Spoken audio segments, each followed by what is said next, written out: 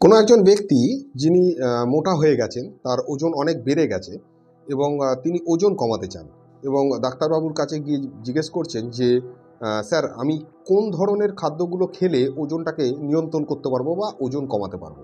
Actually এই প্রশ্নটা ভুল।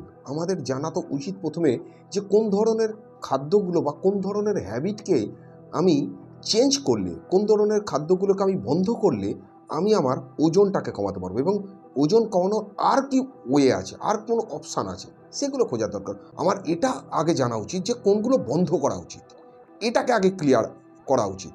তো সেমভাবে আমাদের শরীরেতে দু ধরনের খাদ্যের প্রয়োজন। একটা হচ্ছে আমাদের শারীরিক খাদ্য, আর একটা হচ্ছে আমাদের মানসিক, মানে আমাদের মেন্টাল হেলথকে ভালো রাখার জন্য কিছু খাদ্য খাওয়া উচিত এবং শরীরকে ভালো রাখার জন্য কিছু খাদ্য খাওয়া উচিত। তো মেন্টাল হেলথকে ভালো রাখার জন্য খাদ্যটা কোনটা? খাদ্যটা সেটাই যে আমরা কোন ধরনের হ্যাবিট, আমাদের কোন ধরনের অভ্যাসগুলোকে আমরা যদি পরিবর্তন করি, যেগুলো আমাদেরকে ভালো থাকতে সাহায্য করবে। অ্যাকচুয়ালি এমন কিছু হ্যাবিট আছে যেগুলো আমাদের কি হয় যে আমাদের পুরো লাইফটাকে কি করে যে একটা প্যাথেটিক একটা যন্ত্রণার মধ্যে দিয়ে দেয় এবং আমরা আমাদের হ্যাপিনেস যেটা আছে সেটাকে অ্যাকচুয়ালি ফিল করতে পারি না। তো আমরা আজকে এই বিষয় নিয়ে ডিসকাস করবো এবং ইউটিউব যদি আপনার কাছে এই ভিডিওটা দিয়ে থাকে, পৌঁছে দিয়ে থাকে, আপনারা শুনবেন ভালো করে। এবং আমি আগেও বলেছি যে আমার পক্ষে এটা সম্ভব না সুন্দর কোনো অ্যানিমেশান দিয়ে ভিডিওগুলোকে বোঝানো, আমার দ্বারা এটা সম্ভব না, কারণ আমি এটা জানি না। আমি যেটা জানি সেটা হচ্ছে সাইকোলজি। আমি আপনাদেরকে উদাহরণ দ্বারা বোঝাতে পারি যে আপনার কোন ধরনের হ্যাবিট, যে হ্যাবিটটা আপনাকে সব থেকে বেশি প্রথমেতে মানে ইম্প্যাক্ট করছে এবং সেটাকে প্রথমেতে ছেড়ে দেওয়া উচিত। এবং আমার কাছে কোনো স্ক্রিপ্ট নেই, আমি উইদাউট স্ক্রিপ্ট বলি। তো ডিসকাশান কোথায় গিয়ে থামবে আই ডোন্ট নো, তবে ডিসকাশানের থেকে আপনি এইটুকুনি আমি শিওর যে আপনি অনেক কিছু জানতে পারবেন অ্যাটলিস্ট। তো থ্যাংক ইউ ভেরি মাচ আমার চ্যানেলেতে আসার জন্য। এবং প্রত্যেককে আমার অনুরোধ, যদি আপনারা কোনো কেউ মানসিক সমস্যাতে ভুগে থাকেন, প্লিজ আপনারা আপনাদের কাছাকাছি যে কোনো একজন সাইকিয়াট্রিস্ট অর্থাৎ যে কোনো একজন মনোরোগ বিশেষজ্ঞকে দেখান এবং কাছাকাছি কাউন্সিলিং করান। আপনার কাছাকাছি যে সমস্ত হসপিটাল আছে সেখানে যদি সরকারি হয় সেটাতে আপনি ফ্রি এর চিকিৎসা পাবেন এবং আপনি সেই সাথে এক্সারসাইজ করুন, যোগা করুন, প্রাণায়াম করুন। সেই বিষয়গুলো আমি পরবর্তী সময় আবার ডিসকাস করবো। কিন্তু সবথেকে ইম্পর্টেন্ট ব্যাপার হচ্ছে যে আপনাকে আপনার কাছাকাছি দেখাতে হবে। আপনি যদি আমাকে লিখে পাঠান যে স্যার আপনি আমাকে হেল্প করুন, বা সেই বিষয়টাতে কিন্তু আমি আপনাকে হেল্প করতে পারবো না। সঠিক ইনফরমেশান দিয়ে হেল্প করাটা আমি দায়িত্ব বলে মনে করি এবং এটাই আমি করতে পারবো। এর থেকে বেশি কিন্তু আমি কিছু করতে পারবো না। এটা শুনতে খারাপ লাগলেও কিন্তু এটা বাস্তব। তো আসুন আমরা ডিসকাশানটা শুরু করি যে আমাদের কিভাবে কোন ধরনের হ্যাবিটগুলোকে আমরা কিভাবে ছাড়তে পারি এবং কোন ধরনের হ্যাবিটগুলোকে প্রথমে আমাদের জানা উচিত, যেগুলোকে আমাদের অ্যাটলিস্ট চেঞ্জ করার দরকার 2025-এ এসে। সো তার আগে একটা ছোট বিষয়, যে আপনারা যদি এর আগের 6টা ভাগ শুনে না থাকেন, প্লিজ শুনবেন। তো 6টা ভাগ না শুনলে এটাতে অতটা ইন্টারেস্ট পাবেন না। তো এটা অনেকটা ইম্পর্টেন্ট, আপনারা খুব মনোযোগ দিয়ে শুনুন আগে বিষয়টা এবং বোঝার চেষ্টা করবেন কাইন্ডলি। এবং যাদের এইগুলো হ্যাবিটগুলোকে চেঞ্জ করার প্রয়োজন তারা প্লিজ এগুলো লিখে নেবেন যে কীভাবে কোন হ্যাবিটগুলো আমাকে প্রবলেম করছে সেগুলো। দেখুন, আমরা আমাদের লাইফেতে যে আনহ্যাপি থাকি, অসুখী থাকি, আমরা আনন্দটাকে হারিয়ে ফেলি, এর মধ্যে প্রধান কারণ, অনেকগুলো কারণ আছে, তার মধ্যে একটা প্রধান কারণ যেটা আমরা চেঞ্জ করতে পারি সেটা হচ্ছে কম্পেয়ার।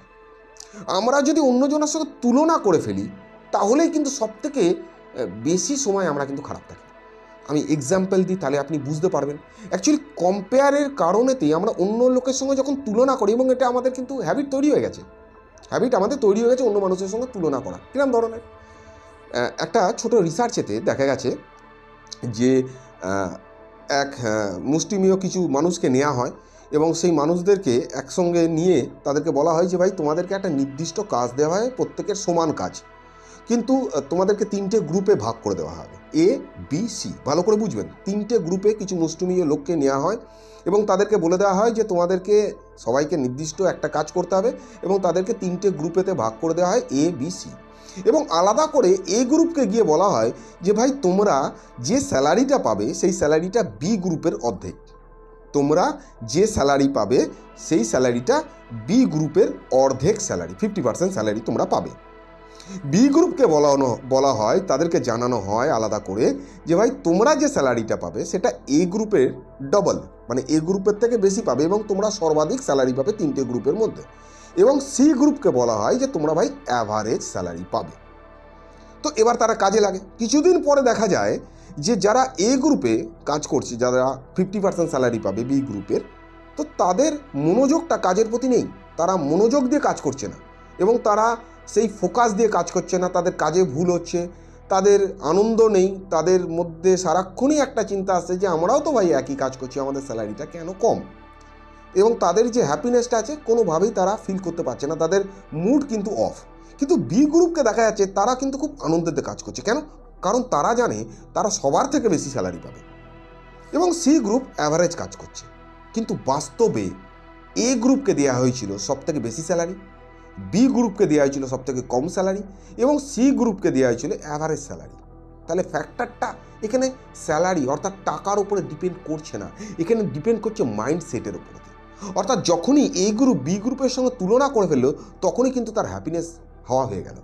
তো অ্যাকচুয়ালি আমরা আমাদের লাইফেতে অন্য মানুষের সঙ্গে যখনই তুলনা করি বা যখনই তুলনা করার চেষ্টা করি তখনই কিন্তু আমাদের হ্যাপিনেস প্রথমে চলে যায়। আপনি যদি আপনার সাথেও তুলনা করেন তখনও কিন্তু হ্যাপিনেস চলে যাবে, যে আমি আগে ভালো ছিলাম বর্তমানে নেই।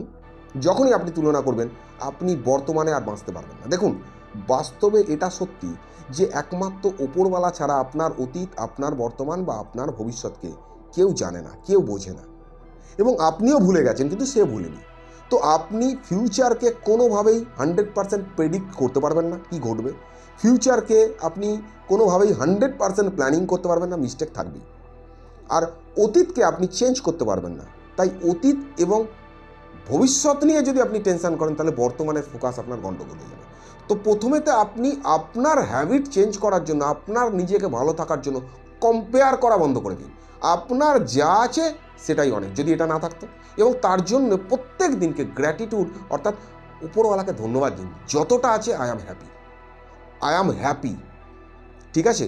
সো এক ভদ্রমহিলা পড়ে গেছে এবং পড়ে গিয়ে তার লেগেছে এবং সে চিন্তা করছে যে আমি আর হাঁটতে পারবো না, আমার হাঁটা সম্ভব না। এবং তার ছেলেকে বলছে যে বাবু আমার তো হাঁটা সম্ভব না, আমার লেগেছে। তো তার ছেলে তাকে নিয়ে গিয়ে হসপিটালেতে গিয়ে এক্সরেতে যা করার করিয়েছে, করার পর দেখা যাচ্ছে কোনো জায়গা ভাঙেনি, তো সে হাঁটতে পারবে। তো কিন্তু তার মনের মধ্যে এটা চলছে যে আমি আর হাঁটতে পারবো না। তো এই যে ভদ্রমহিলার কথা বলছি সেটা কেউ না, আমার মা। তো আমার মা যখন এটা বলছে যে আমি হাঁটতে পারবো না, তাকে আমি বললাম যে দেখো তুমি পড়ে গেছো, তোমার কোনো জিনিস ভাঙেনি, ওপরওয়ালা তোমাকে এটা বুঝিয়ে দিলে তোমাকে একটু সাবধানতা অবলম্বন করতে হবে আরও একটু বেশি, যেহেতু তোমার বয়স হয়ে গেছে। তাহলে তুমি কি শিখলে পড়ে যাওয়ার থেকে? তুমি পড়ে যাওয়ার থেকে হাঁটতে পারবো না এটা শিখলে, নাকি পড়ে যাওয়ার থেকে তুমি এটা শিখলে যে ঠিক আছে এর পরবর্তী সময় আমাকে আরেকটু সতর্কভাবে হাঁটাচলা করতে হবে, যেহেতু আমার বয়স হয়েছে, এর থেকে বেশি কিছু না। এবং মা কিন্তু আস্তে আস্তে হাঁটা শুরু করে দিয়েছে। তো অ্যাকচুয়ালি মাইন্ডসেট যদি ঠিক করে চেঞ্জ করা যায় তো সেই মানুষটার মধ্যে কিন্তু যে পজিটিভ যে ফ্যাক্টরটা আছে এটা কিন্তু রান করে। তো আমরা যদি আমাদের মাইন্ডসেটকে অলওয়েজ কারোর সঙ্গে তুলনা করি আপনি কিন্তু প্রবলেমে পড়ে যাবেন। আমরা ফেসবুকেতে শুধু দেখি যে কোন মানুষটা কোথায় ঘুরতে গেছে এবং কত হাসি মুখে ফটো দিয়েছে, তার পেছনে সাইকোলজিটা কিন্তু বুঝি না। প্রত্যেকটা মানুষ দেখতে চায় যে আমি কতটা খুশি, আমি কতটা হাসতে পারি। এবং কোনো মানুষ কিন্তু দুঃখিত মুখে ফটো তুলতে ভালোবাসে না, সে যদি দুঃখিতও থাকে সে কিন্তু দাঁতটা বার করে ফটো তুলবে পরিষ্কারভাবে একদম, কারণ সে নিজেকে হাসি মুখেই দেখতে চায় এবং সেই ফটোটাই পোস্ট করে। এবং আপনার সময় খারাপ যাচ্ছে তার জন্য আপনি ভাবছেন যে ওহো দেখো ওরা ভালো আছে আমি খারাপ আছি, আপনি অ্যাকচুয়ালি ভালো আছেন, ওকে দেখে আপনি দুঃখিত হয়ে যাচ্ছেন। অর্থাৎ এমন বিষয়টাই যে আপনার বাড়িতে কারেন্ট অফ হয়ে গেছে, তো আপনি পাশের বাড়িতে যদি দেখেন যে কারেন্ট আছে, বা আপনার পাড়াতে এলাকাতে যদি দেখেন কারেন্ট আছে আপনি, তো আপনার মনটা খারাপ হয়ে যাবে। আর আপনি যদি দেখেন যে আপনার বাড়িতেও কারেন্ট গেছে আর অন্যান্য মানুষের বাড়িতেও কারেন্ট গেছে, আশেপাশে যে সমস্ত বাড়ি আছে, আপনার কিন্তু মন খারাপ হবে না। তো আপনি তুলনা করা বন্ধ করে দিন। আপনি যে জায়গায় আছেন বেটার, আপনি নেক্সট কী করতে পারেন সেটা নিয়ে ভাবুন, যে নেক্সট আমার জন্য প্রত্যেকটা দিন আমাকে একটা নতুন শুরুয়াত দিচ্ছে ওপরওয়ালা, প্রত্যেকটা দিন আমার কাছে একটা নিউ ইয়ার। সো আমি স্টার্ট করব। হ্যাঁ, ফেলিওর 100% হবে, ফেলিওর নিয়ে কোনো কথা নেই, ফেলিওর প্রত্যেকটা মানুষ হয়, আমিও হব, 800 কোটি মানুষ হয়, আমিও হব। এই পজিটিভ ফ্যাক্টরটা নিজেকে দিন, যে ফেলিওরকে যদি আপনি ভয় পান তাহলে কিন্তু আপনি সাকসেস পাবেন না। ফেলিওরকে মেনে নিন, হ্যাঁ ভাই হবেই, যে কোনো জিনিসে ফেলিওর হতে পারে, সেটা কোনো বড় ফ্যাক্টর না। ফেলিওর ছোটোবেলা থেকেই আমরা হয়ে এসেছি, এটা নতুন কোনো বিষয় না, ফেলিওর হওয়া হতেই পারে। হতেই পারে আমি যে ভিডিওগুলো দিই এরাম আমি কখনো এক্সপেক্টও করি না সেটা কোটি কোটি মানুষ দেখবে না। যার প্রয়োজন সে দেখবে, যার প্রয়োজন না দেখবে না। তাহলে তার জন্য আমি এটা তুলনা করব যে আমি আগের ভিডিওটা দিয়েছিলাম সেখানে তো এত লোক দেখেছে, আজকের ভিডিওটা দেখি প্রয়োজন ছিল না, এই সাবজেক্টটা দেখেনি। অন্য সাবজেক্টের প্রয়োজন যদি থাকে, আমি যেটা মনে করব দিয়েছি, কারোর যদি মনে হয় যেন এটা প্রয়োজন সে শুনবে, যদি মনে হয় না শোনার উচিত না শুনবে না, দ্যাট ইজ ক্লিয়ার। তো এর জন্য আমি কিন্তু ভাবি না যে আমার কোনো মানুষ ভিডিও দেখছে কি দেখছে না, না দেখলে দেখবে না, এর থেকে বেশি কিছু ভাবার জায়গা নেই। তো আমি তুলনা করে আমি কিন্তু নিজেকে আমার যে পজিটিভ ফ্যাক্টরটা আছে এটা কিন্তু কখনোই নামাই না। আমার হাতে সময় পেলে যেটুকুনি সময় থেকে আমি চেষ্টা করি, এর থেকে বেশি কিছু না। আর একটা জিনিস আপনি যদি খুব ভালো করে লক্ষ্য রাখেন যে আমি পরপর বিষয়গুলোতে আসছি, খুব চার পাঁচটা বিষয় আছে খুব ভাইটাল, যে দেখানোর অভ্যাস। আমরা বর্তমানে আপনি যদি খুব ভালো করে লক্ষ্য রাখেন, আমরা ধনী হওয়ার জায়গায় ধনী দেখাতে ভালোবাসি। আমরা বর্তমানে ধনী হওয়ার জায়গায় ধনী দেখাতে ভালোবাসি। বেশিরভাগ ক্ষেত্রে দেখবেন খুব একটা বেশি কিন্তু পয়সা নেই, তার স্যালারি নেই, ইনকাম নেই, তার হাতে আইফোন, অর্থাৎ সে দেখাতে চাইছে আমার স্ট্যাটাসটা কী। তো এটা কতটা মানে বাস্তব? আমার সামর্থ্য যদি 10 টাকার থাকে, আমি কি করছি, লোন নিয়ে ইএমআইতে গিয়ে কি করছি, আরও বেটার জিনিস কিনে আমার লাইফস্টাইলটাকে বাড়িয়ে দিচ্ছি। দেখুন, আমার লাইফস্টাইল আমি বাড়াতেই পারি, সেটা কোনো বড় ব্যাপার না, কিন্তু আমার লাইফস্টাইল বাড়াবার পরে সেই লাইফস্টাইলটাকে মেনটেন করার জন্য কি আমি ট্রেসের মধ্যে চলে আসবো না? তো এটা একটা ট্রেসের অনেক বড় কারণ। আপনার যে জায়গায় আছেন, আপনার যে লাইফস্টাইল আছে, সেই লাইফস্টাইলটাকে আপনি অ্যাকসেপ্ট করে নিন। এমন কোনো ব্যাপার নেই যে আপনাকে দেখাতে হবে, আপনি ব্যক্তিগত ব্যাপার অবশ্যই এটা। তো যদি দেখাতে চান তাহলে কিন্তু আপনি আনহ্যাপি হওয়ার সবথেকে বড় জায়গায় ঢুকে গেছেন। তো আপনি কিন্তু একটা হ্যাবিট জেনারেট করে ফেলছেন যে আমি যদি ওইটা না করতে পারি তাহলে কিন্তু আমি পিছিয়ে পড়ছি। আপনি কিন্তু পিছিয়ে নেই। যে মানুষটা নর্মাল একটা 10,000 টাকা দামের ফোন ব্যবহার করে আর কোনো একটা মানুষ 50,000 টাকা দামের ফোন ব্যবহার করে, তাতে কি আছে? কিন্তু আমাদের মধ্যে এই ধরনের একটা কনসেপ্ট গ্রো করেছে যে আমাদের দেখাতে হবে। তো এই দেখানোর চক্করে কিন্তু আমরা প্রবলেমকে বাড়িয়ে দিই। তো আমার মনে হয় 2025-এতে আপনি একটু ভাববেন, প্রথম হ্যাবিটটা যে কম্পেয়ার করা, অন্য মানুষের সঙ্গে তুলনা করা অথবা নিজের সঙ্গে তুলনা করা, অতীতে ভালো ছিলাম বর্তমানে খারাপ আছি, এই তুলনাটা বন্ধ করে দেওয়া এবং দেখানোর যে অভ্যাস আছে এটাকে অফ করা। আর একটা বড় ফ্যাক্টর, এই ফ্যাক্টরটা তো খুব গুরুত্বপূর্ণ, যে ডিসিপ্লিন, সেলফ ডিসিপ্লিন। ছোটোবেলাতে যখন বাবা মা বলতো পড়তে, বিশ্বাস করুন ভালো লাগতো না, খুব বাজে লাগতো, বিরক্ত লাগতো, খারাপ লাগতো। প্রত্যেক দিন সন্ধ্যেবেলা পড়তে বসতাম, বাজে লাগতো, একদম ভালো লাগতো না, কিন্তু জোর জবরদস্তি বসতে হতো, মাস্টারের মারের ভয় বসতে হতো। কিন্তু তার ফলে কিন্তু একটা হ্যাবিট জেনারেট হয়েছিল। এখন আমি বুঝতে পারি যে ইয়েস, এই যে হ্যাবিটটা জেনারেট হয়েছিল, এই যে মারের ভয়ে আমি পড়তে বসেছি, আমার ফোকাস বেড়েছে, এটা কিন্তু বর্তমানে আমার কাজে লাগছে। অর্থাৎ একটা হ্যাবিট, আপনার ইচ্ছা থাক বা না থাক, সেটা যদি আপনার জন্য ভালো হয় আর আপনি যদি তাকে বড় কারণ দিতে পারেন, হ্যাঁ এটা আমার শরীরের জন্য এতটাই ইম্পর্টেন্ট, কারণটা বড় হওয়ার দরকার। আপনি যদি কারণ বড়ভাবে দেন তাহলে কিন্তু আপনি সমস্ত হ্যাবিট তৈরি করতে পারবেন, আর নাহলে তৈরি করতে পারবেন না। আপনি সকালবেলা উঠে মাঠে যান না, কারণ আপনার কাছে ঘুমটা খুব প্রিয়, ঠান্ডা বেশি পড়ে গেছে। কিন্তু যদি আপনার কাছে আপনার শরীরটা প্রিয় হয়, আপনার কাছে যদি আপনার শরীরটা ভালোবাসার জায়গা হয়, আপনি যদি এটা বলেন যে ইয়েস আমি এক্সারসাইজ করছি, তার মানে আমার লাইফস্টাইল চেঞ্জ হচ্ছে, তার মানে আমার কিন্তু জীবনেতে যতটা বাঁচার কথা তার থেকে কিন্তু আমি 1% হলেও বেশি বাঁচব এবং হেলদিভাবে বাঁচব, এটা যদি আমার লক্ষ্য থাকে, তাহলে কিন্তু সকালবেলা ঘুম থেকে ওঠা আমার কোনো প্রবলেম নয়।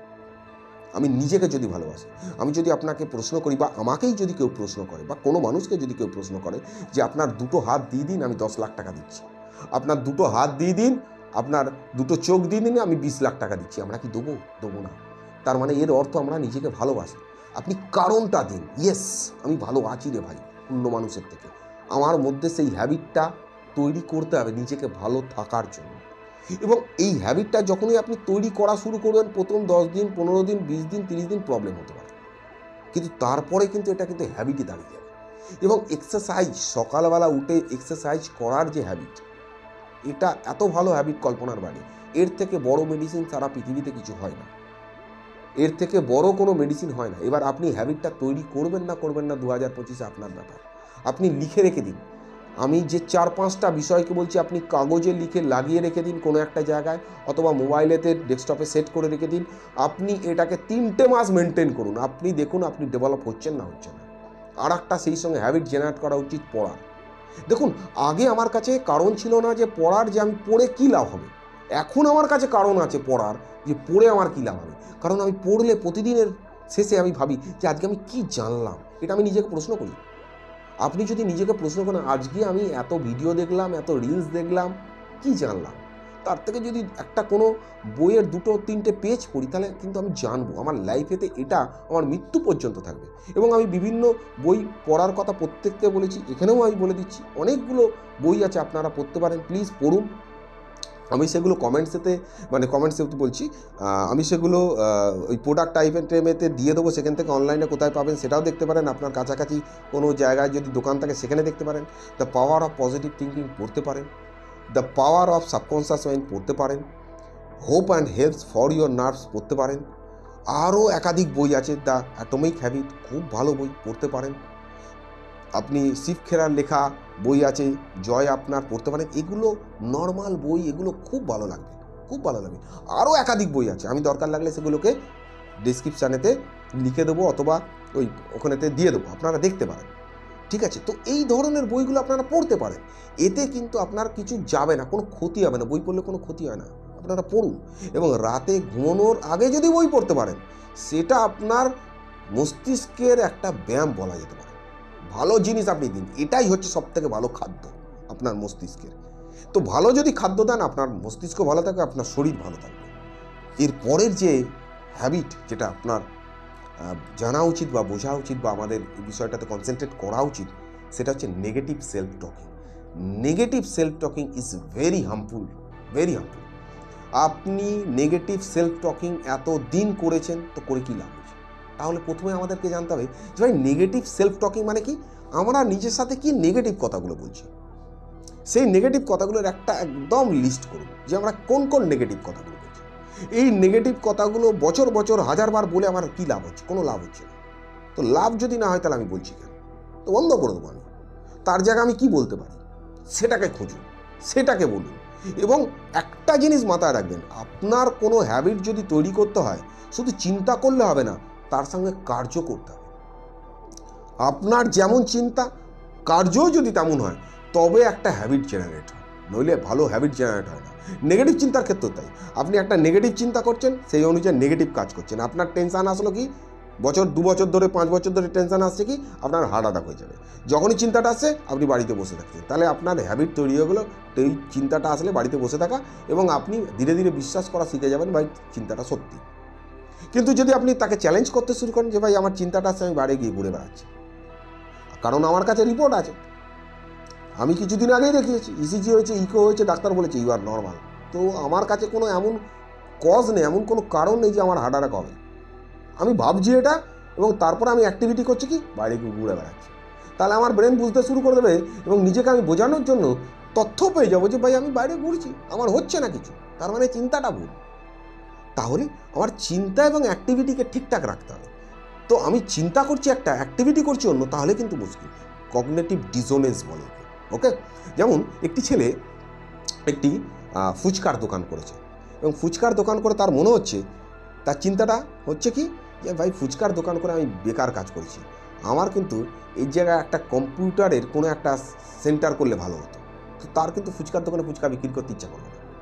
আবার যদি কেউ কম্পিউটারের একটা দোকান করেছে, তার যদি মনে হয় যে ভাই কম্পিউটারের দোকানে বেচাকেনা নেই, ফালতু, এর থেকে আমি ফুচকার দোকান করতাম, তাহলে ফুচকার দোকান করলে আমার ভালো হতো। যখন সে এটা ভাববে, তখন তার ওই কম্পিউটারের দোকানেতে তার বুঝতে ভালো লাগবে, তার মনে হয় ফুচকার দোকান করলেই ভাই ভালো হতো, মনোযোগই থাকবে না। অর্থাৎ আপনার চিন্তা এবং অ্যাক্টিভিটি যদি সেম থাকে, আপনি ব্যালেন্সে থাকবেন। আর যখনই এটা আপ ডাউন করবে, আপনার মধ্যে কনফিউশন তৈরি হবে, সন্দেহ তৈরি হবে, বিভিন্ন বিষয় তৈরি হবে। তো নেগেটিভ সেলফ টকিং স্টপ।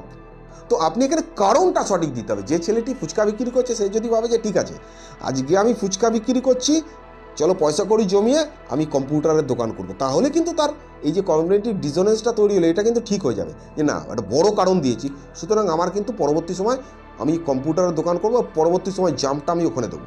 তাহলে কিন্তু তার ফুচকার দোকানে বসতে আবার ধীরে ধীরে ইচ্ছা করবে। অর্থাৎ আপনার চিন্তাটাকে পরিবর্তন করা, পারসেপশন পরিবর্তন করা, এটাকে যদি করা যায় তাহলে কিন্তু আমাদের চিন্তাধারা আস্তে আস্তে আস্তে আস্তে পরিবর্তন হয়। তাহলে কটা জিনিস খুব ইম্পর্টেন্ট, যে আমরা কম্পেয়ার করবো না, নিজের সাথেও না, অতীতের সাথে এখনকার না, কোনো মানুষের সাথে কম্পেয়ার করবো না।